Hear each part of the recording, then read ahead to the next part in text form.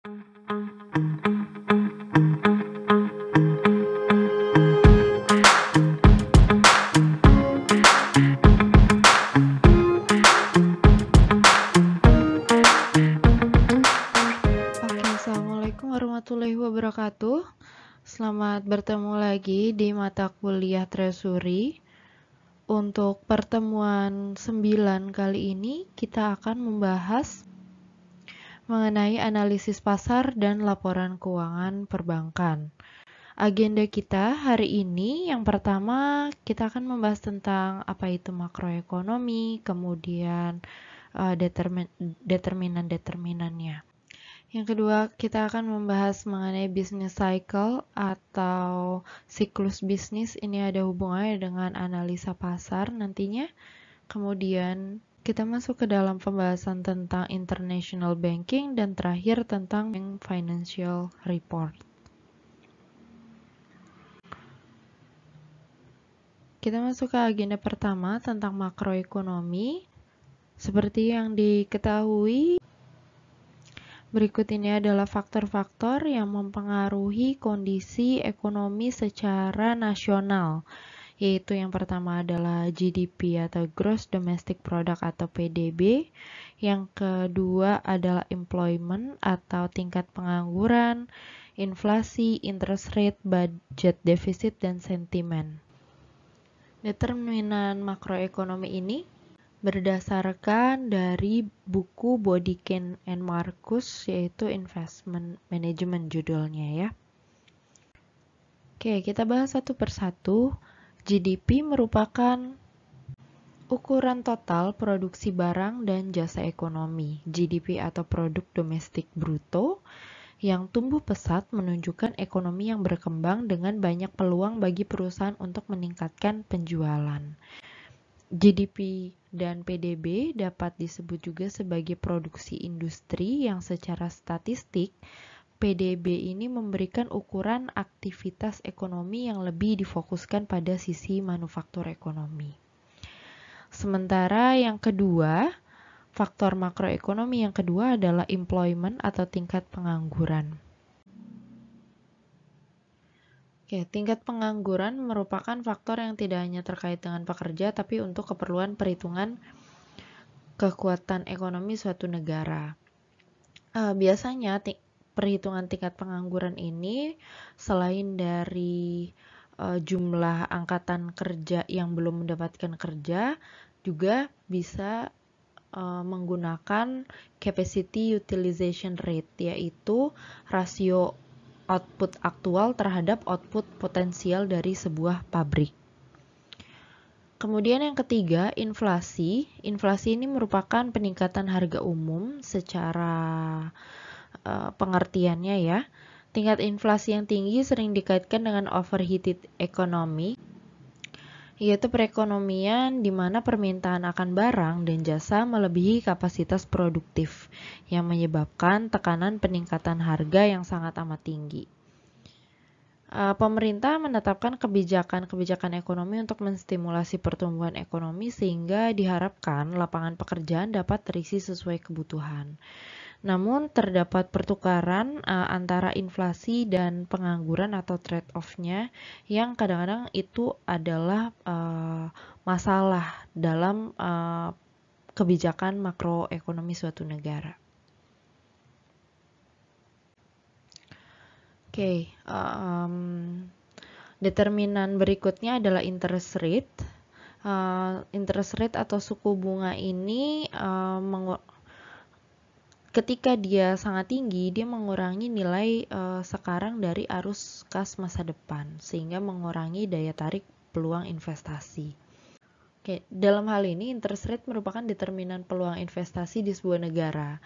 Jadi permintaan akan rumah atau barang-barang konsumsi yang mewah seperti mobil yang biasanya menggunakan skema pembiayaan atau skema kredit ya dalam pembayaran itu juga sensitif terhadap suku bunga karena tingkat bunga mempengaruhi pembayaran bunga tersebut gitu. Nah, faktor yang berikutnya adalah defisit anggaran. Defisit anggaran ini dapat diartikan perbedaan antara pengeluaran pemerintah dan pendapatan. Setiap kekurangan anggaran harus diimbangi oleh pinjaman pemerintah. Nah, pinjaman pemerintah dalam jumlah besar dapat menaikkan suku bunga dengan meningkatkan total permintaan kredit. Para ekonom umumnya percaya bahwa pinjaman pemerintah yang berlebihan akan menurunkan pinjaman dan pengeluaran sektor swasta, atau yang biasa kita sebut sebagai crowd out, gitu ya. Crowd out ini atau crowding out effect ini menimbulkan investasi atau uang lebih banyak masuk ke pemerintah yang seharusnya masuk ke swasta untuk penggerakkan ekonomi. Contohnya misalnya penerbitan surat berharga pemerintah gitu ya. Semakin banyak yang dikeluarkan akan mengakibatkan roda perekonomian melemah jika peruntukannya bukan untuk belanja pemerintah ya. Kenapa? Karena uang yang beredar nantinya akan lebih banyak terserap di dalam surat berharga tersebut ketimbang di masyarakat untuk kebutuhan konsumsi atau untuk belanja. Sehingga pendapatan dari sektor swasta akan menurun. Nah, penurunan tersebut nantinya akan berakibat ke dalam kondisi ekonomi secara nasional gitu. Nah, itulah efek dari si crowd out tadi. Kemudian faktor yang terakhir adalah sentimen. Sentimen ini adalah optimisme atau pesimisme konsumen dan produsen terhadap perekonomian. Jadi ini juga sangat penting dalam mengukur kinerja perekonomian secara nasional ya gitu. Karena misalnya sebuah perusahaan yakin bahwa tingkat pendapatan di masa depan masyarakat itu meningkat gitu, sehingga pasti konsumsinya pun meningkat ya gitu. Nah, dengan optimisme tersebut, maka perusahaan atau pihak swasta itu akan meningkatkan produksi gitu, sehingga tingkat persediaannya tinggi, jadi nanti dapat mengakomodir permintaan yang tinggi. Nah, dengan cara ini kepercayaan tersebut atau sentimen tersebut nanti akan mempengaruhi seberapa banyak konsumsi dan investasi yang akan dikejar dan mempengaruhi permintaan agregat untuk barang dan jasa. Begitu. Oke, kita lanjut ke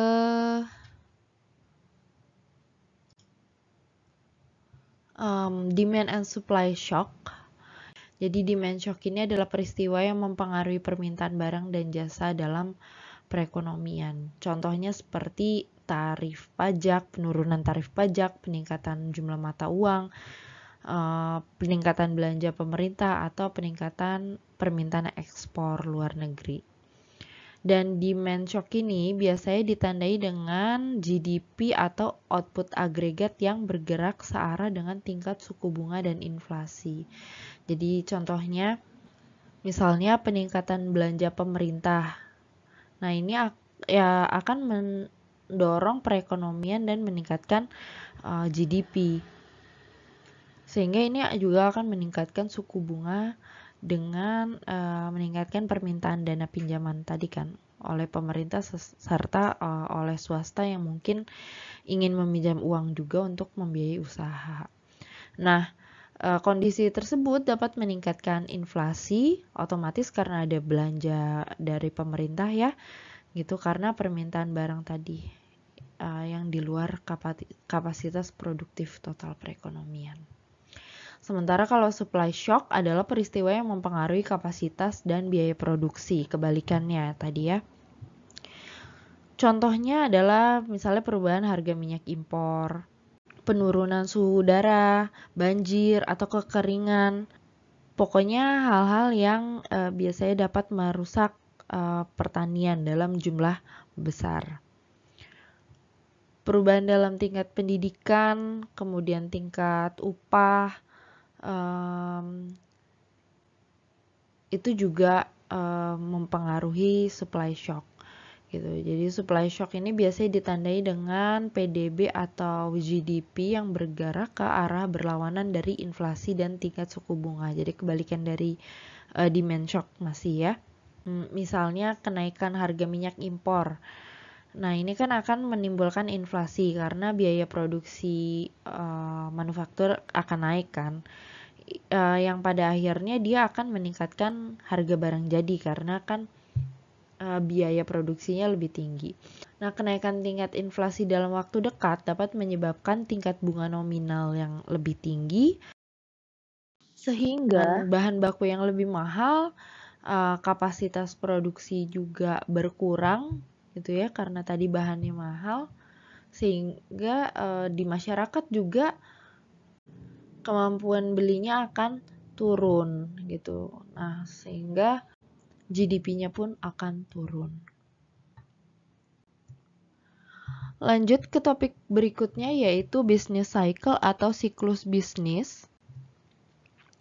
Siklus bisnis perekonomian secara berulang mengalami periode ekspansi dan kontraksi. Gitu ya.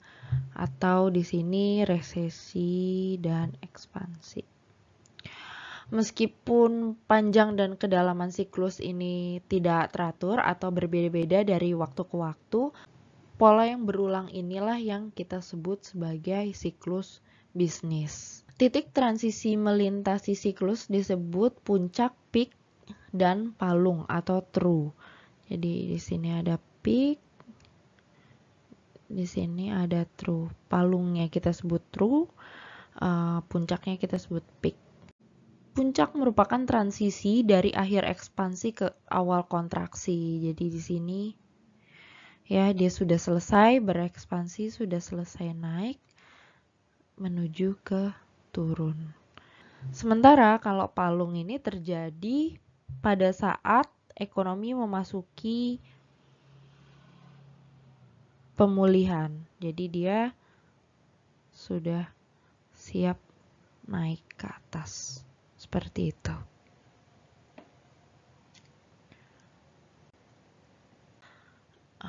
Di setiap tahapan siklus bisnis, kinerja perusahaan, setiap industri apalagi mungkin bervariasi. Misalnya, pada posisi true atau titik terendah, gitu ya, orang akan berharap bahwa industri cyclical atau cyclical industry ini cenderung mengungguli industri lain.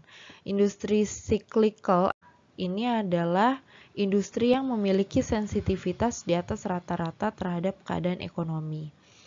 Contoh industri cyclical ini adalah produsen barang yang memiliki masa manfaat panjang, seperti mobil gitu ya, atau barang-barang yang sifatnya lebih durable. Karena pembelian barang-barang ini dapat ditunda selama resesi sehingga tingkat penjualan sangat sensitif terhadap industri cyclical lainnya selain otomotif gitu ya adalah produsen barang modal, yaitu barang yang digunakan oleh perusahaan lain untuk menghasilkan produknya sendiri. Jadi ketika permintaannya lemah, hanya sedikit perusahaan yang akan berekspansi dan membeli barang modal tersebut kan. Sehingga industri barang modal menanggung beban perlambatan tetapi berhasil dengan baik dalam posisi ekspansi. Begitu. Inilah yang terjadi di Indonesia. Kenapa pemerintah terus mendorong perusahaan terutama pada sektor hulu untuk menjual produknya sebagai produk barang jadi, karena ketika ini hanya merupakan barang modal maka dia sangat sensitif terhadap perubahan ekonomi gitu. Berbeda dengan defensive industry. Industri ini memiliki kepekaan yang rendah terhadap siklus bisnis atau dia relatif tidak terlalu terpengaruh terhadap bisnis cycle gitu. Industri ini akan mengungguli yang lain ketika ekonomi memasuki resesi karena dia tidak terlalu sensitif tadi. Ketika sentimen tentang pertumbuhan ekonomi menjadi lebih optimis, misalnya harga sebagian besar produk akan meningkat, Sehingga ketika di-compare antara industri cyclical dan defensif ini, industri cyclical cenderung memiliki beta saham yang tinggi. Jadi secara umum, saham di dalam industri cyclical akan menunjukkan hasil yang lebih baik gitu saat berita ekonomi positif, tetapi mendapatkan hasil yang terburuk saat berita ekonominya buruk gitu. Dan sebaliknya dengan perusahaan defensif. Perusahaan ini akan memiliki beta dan kinerja rendah yang relatif tidak terpengaruh oleh kondisi pasar secara keseluruhan. Jika Anda sebagai pebisnis memiliki analisa tinggi tentang kondisi industri gitu ya, Anda akan memilih industri siklis ketika Anda relatif lebih optimis terhadap ekonomi dan memilih perusahaan defensif ketika Anda relatif lebih pesimis terhadap kondisi perekonomian.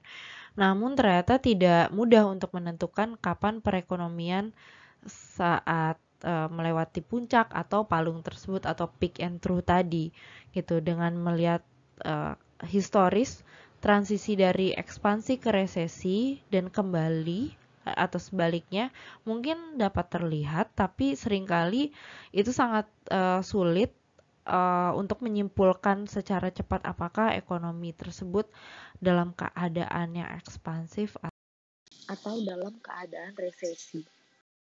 Oke, kita masuk ke yang ketiga, yaitu international banking. Ini yang ketiga ya maksudnya. Ciri-ciri utama dari international banking yang pertama adalah klien domestik yang transaksinya didenominasi dalam valuta asing. Kemudian klien asing yang transaksinya didenominasi dalam valuta asing maupun mata uang domestiknya. Atau yang ketiga adalah klien domestik yang transaksinya didenominasi dalam mata uang asing tetapi dicatat atau dibukukan di negara lain. Ini ciri-cirinya ya, termasuk dalam perbankan internasional. Oke, perbankan internasional itu terkonsentrasi di beberapa kota yang sekaligus disebut juga sebagai pusat-pusat keuangan dunia. Yang pertama adalah New York Stock Exchange, kemudian London Stock Exchange, dan yang terakhir untuk wilayah Asia itu adalah Jepang atau Tokyo. Jenis transaksi yang terjadi di pusat-pusat keuangan tersebut, yang pertama mereka menyediakan dana dari pelanggan domestik, melayani pasar internasional, dan melayani pasar offshore, yaitu suatu lokasi bisa di sebuah negara atau di kota yang menawarkan berbagai kemudahan untuk menarik bisnis perbankan internasional. Oke, jenis-jenis perbankan internasional yang pertama adalah bank koresponden. Nih. Bank ini merupakan bank yang berlokasi di negara lain dan memberikan jasa kepada bank lain secara koresponden, yaitu secara melalui fax, telex, surat, dan hubungan mutual deposit. Masalah yang mungkin muncul bila mengandalkan bank koresponden ini adalah bank ini dapat saja tidak memprioritaskan bank langganannya di luar negeri dan lebih memprioritaskan pada langganan permanen di negerinya. Gitu. Kemudian yang kedua adalah kantor perwakilan atau representative office. Ini banyak di luar negeri ya, bank-bank Indonesia. Ini merupakan kantor kecil yang dibuka untuk memberikan jasa konsultasi kepada bank, customer, serta bank koresponden juga. Tujuan adanya kantor perwakilan ini untuk membantu langganan bank induk apabila melakukan bisnis di negara tersebut. Namun kantor ini tidak mempunyai wewenang untuk mendapatkan dan mentransfer deposito serta tidak melayani jasa operasi seperti bank lokal. Kemudian yang ketiga adalah branch bank. Kantor cabang ini adalah bagian operasi dari bank induk dengan dukungan sumber daya sepenuhnya dari bank induk. Manfaat utama menggunakan kantor cabang ini bagi kalangan bisnis adalah cabang bank tersebut akan melakukan semua jasa perbankan di bawah nama dan kewajiban hukum dari bank induknya. Kemudian yang keempat adalah banking subsidiaries. Ini adalah bank yang terpisah namun dimiliki seluruh atau sebagian besar sahamnya oleh bank induk atau bank asing. Dan yang terakhir adalah bank afiliasi. Ini adalah bank yang secara lokal terpisah dan dimiliki sebagian oleh asing.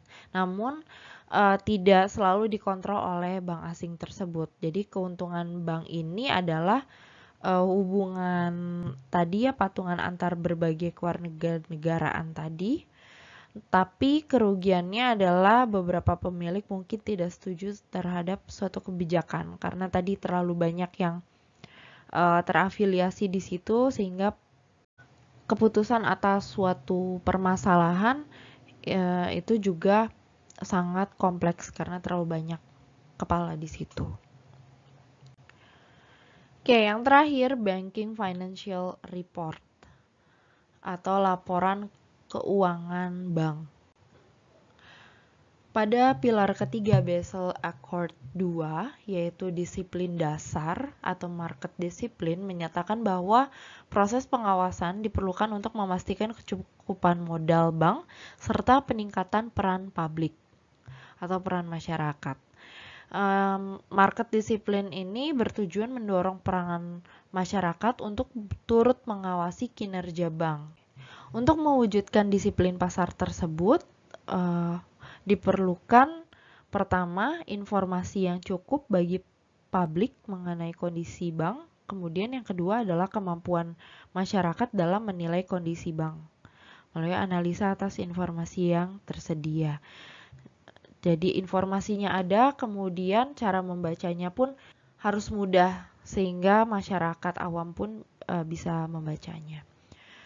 Bank sebagai lembaga kepercayaan dituntut untuk memberikan informasi yang sebenar-benarnya mengenai kondisi bank kepada nasabah dan investor. Untuk itu disusunlah Pedoman Akuntansi Perbankan Indonesia atau PAPI yang mengadopsi dari Pernyataan Standar Akuntansi di Indonesia yaitu PSAK nomor 50 dan 55.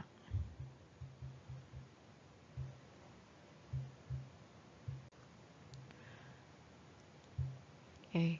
Berikut adalah tujuan laporan keuangan bank. Yang pertama adalah memberikan informasi berkala mengenai kondisi bank secara menyeluruh. Kemudian, bagi manajemen, ini sebagai pertanggungjawaban manajemen terhadap pihak-pihak yang berkepentingan. Dan yang ketiga, sebagai pedoman dalam pengambilan keputusan strategik di dalam perusahaan ya, sehingga ini tujuan bagi manajemen juga. Kemudian yang keempat adalah untuk mendukung operasional bank. Dan yang terakhir adalah untuk disampaikan kepada lembaga lain yang berkepentingan. Contohnya misalnya Yayasan Lembaga Konsumen Indonesia atau YLKI, Lembaga Pemeringkat di Indonesia, Asosiasi Perbankan, Institut Bankir, dan lain-lain. Bahkan sampai ke majalah ekonomi juga.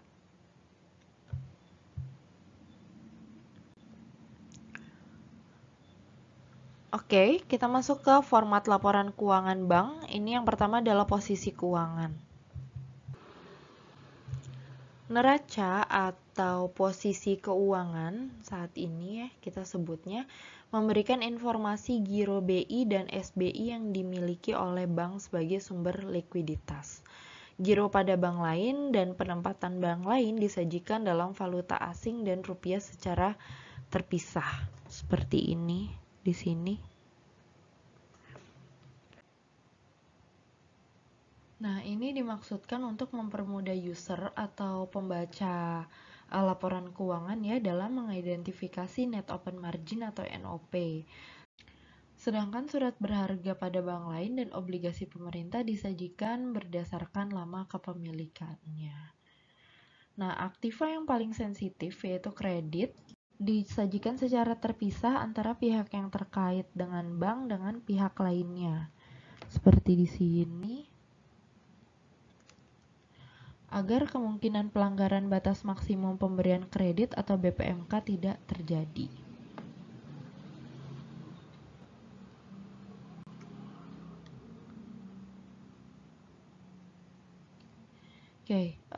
Laporan keuangan yang kedua adalah laba rugi. Laporan laba rugi menggunakan format multiple step atau berjenjang. Jadi yang perlu diperhatikan dalam laporan laba rugi diantaranya adalah pendapatan bunga bersih. Jumlah pendapatan ini mengindikasikan tingkat spread yang terjadi di bank tersebut. Jadi bank menghitung laba bersih berdasarkan pendapatan dan biaya di luar bunga. Dengan menghitung pendapatan dan biaya atau beban operasional tersebut, maka diketahui pendapatan operasional banknya berapa kan.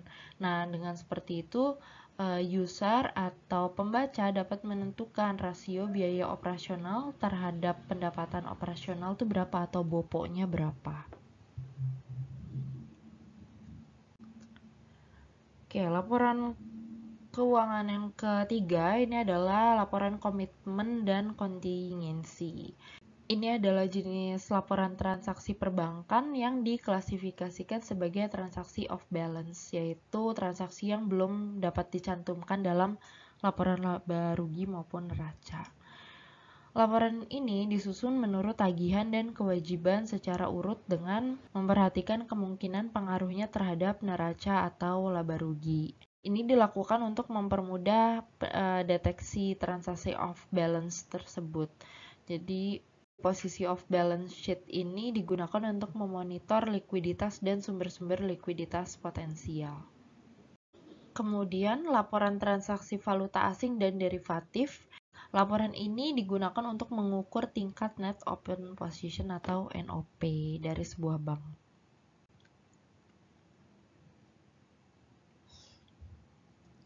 Laporan keuangan berikutnya adalah laporan kualitas aktiva dan produktif dan informasi lainnya. Berikut adalah formatnya. Mulai tahun 2001, laporan keuangan bank harus melampirkan laporan kualitas aktiva produktif. Karena dengan laporan ini akan terindikasi dari tingkat kolektibilitasnya. Kolektibilitas banknya yaitu lancar atau L, atau dalam perhatian khusus DPK, kurang lancar, KL, diragukan, dan macet. Semakin rendah tingkat kolektibilitasnya, maka semakin banyak aktiva produktif yang bermasalah begitu. Laporan perhitungan kewajiban penyediaan modal minimum. Jadi laporan ini akan memberikan indikator terhadap user atau bank juga dalam memenuhi permodalannya atau CAR-nya.